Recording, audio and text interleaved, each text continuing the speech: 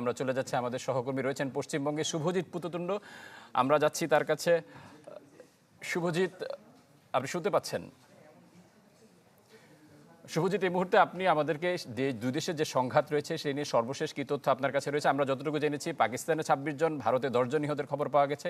এর বাইরে আর কোনো তথ্য আপনার কাছে রয়েছে কিনা?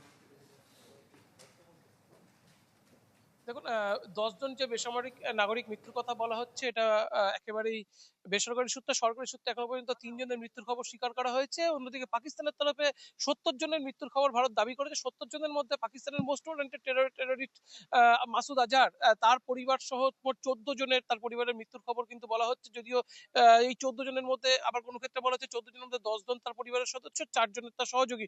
মূলত ভারত কিন্তু লস্কর-ই-তৈবা এবং একেবারে জঙ্গি যে গোষ্ঠীগুলোর যে একেবারে সদর দপ্তর, সেগুলো টার্গেট করে করে কিন্তু মিসাইল অ্যাটাক করেছে। এবং ভারত বলছে পাকিস্তান যে ভাষায় বোঝে সেই ভাষায় কিন্তু তাদের জবাব দেওয়া হয়েছে।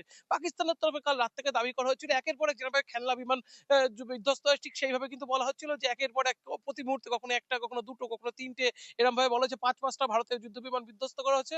তবে ভারতের তরফ থেকে বারবার বলা হচ্ছে কোনো যুদ্ধ বিমান বিধ্বস্ত করা হয়নি। এবং পাকিস্তানও যে ছবিগুলো দেখিয়েছে এখনো পর্যন্ত, যে ছবি তারা সামনে এনেছে আন্তর্জাতিক গণমাধ্যমকে সকাল থেকে তারা নিয়ে গিয়ে যে ছবিগুলো তারা দেখাচ্ছে, সেখানে কিন্তু বারবার দেখানো হয়েছে যেগুলো, সেগুলো কিন্তু একেবারেই যুদ্ধ বিমানের যে ফুয়েল, এক্সটার্নাল যে ফুয়েল ট্যাঙ্ক, সেইগুলোর কিন্তু ছবি দেখানো হচ্ছে। পাকিস্তানের এইটাই কিন্তু সমস্যা, তারা কিন্তু নিজেদের যুদ্ধ বিমান থাকলেও তারা বোঝে না ঠিক যুদ্ধ বিমানের অংশ কোনটা। এটাই কিন্তু ভারতের দাবি।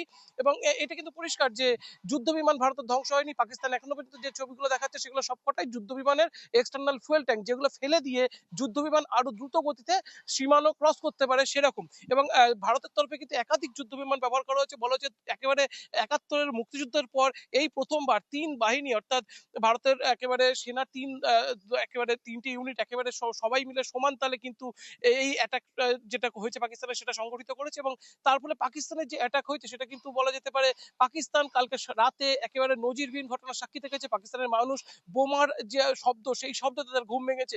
পাকিস্তানের তরফে বারবার দাবি করা হয়েছে যে পাকিস্তানে কোনো রকম বড় কোনো ক্ষয়ক্ষতি হয়নি, বা পাকিস্তানের সেখানে কিছু কিছু ক্ষেত্রে দাবি করা হয়েছে নারী বা শিশুদের মৃত্যুর খবর বারবার দাবি করা হচ্ছে কাল রাত থেকে। কিন্তু সব ক্ষেত্রে কিন্তু বলা হচ্ছে যে কোনো নারী বা শিশুর মৃত্যু ঘটেনি। মৃত্যু ঘটেছে শুধুমাত্র জঙ্গি সদস্যদের, যে জঙ্গি সদস্যরা একেবারে জঙ্গি ঘাঁটিতে অবস্থান করছিল এবং ভারত শুধুমাত্র জঙ্গি ঘাঁটিকে লক্ষ্য করে মিসাইল হানা চালিয়েছে। এবং মিসাইল হানা একেবারে প্রেসিশন হানা, যে হানাগুলো একেবারে নির্দিষ্ট লক্ষ্যবস্তুতে আনা হয়েছে।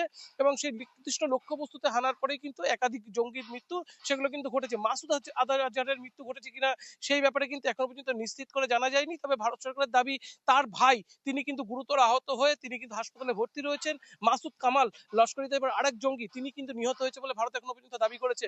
সব মিলিয়ে ভারতের তরফ থেকে আরো একটি বাংলাদেশের ছবি যেটা সামনে এসেছে, যেটা সাদা পতাকা দেখানো হয়েছে পুঞ্চ সেক্টরে, সেগুলো কিন্তু একেবারে ফলস বলে দাবি করা হয়েছে।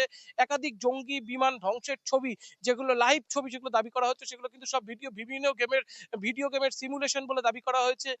সব মিলে দুই তরফে কিন্তু তথ্যযুদ্ধ একটা শুরু হয়েছে। এই তথ্যযুদ্ধের মধ্যে অনেক তথ্য বিকৃত করে দেখানো হচ্ছে।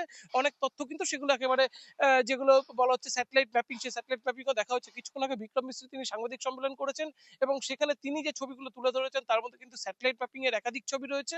এবং সেখানে কিন্তু ভারতের তরফ থেকে যে 9টি জঙ্গি গোষ্ঠীর যেখানে আক্রমণ করা হয়েছে, সেখানকার কিন্তু সরাসরি ছবি এবং সেগুলোর কোন কোন জঙ্গি গোষ্ঠীর সদর দপ্তর ছিল সেগুলো কিন্তু মেনশন করে করে দেখানো হয়েছে। ফলে পাকিস্তানের তরফ থেকে যে দাবিগুলো করা হচ্ছে সেই দাবিগুলো কিন্তু ভারত সম্পূর্ণ নস্যাৎ করেছে। ফারুক। শুভজিৎ, আপনাকে অসংখ্য ধন্যবাদ। দর্শক, পশ্চিমবঙ্গ থেকে জানাচ্ছিলেন সহকর্মী শুভজিৎ পুততুণ্ড।